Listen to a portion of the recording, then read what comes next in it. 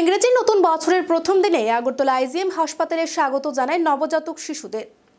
হাসপাতালের এক স্বাস্থ্যকর্মী জানান, শিশুরা যেন সুস্থ সবল থাকে এটাই ভগবানের কাছে প্রার্থনা করেন তারা।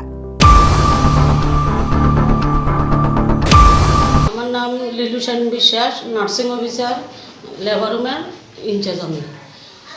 আমার হ্যাপি নিউ ইয়ার, সবাইকে শুভেচ্ছা জানাই।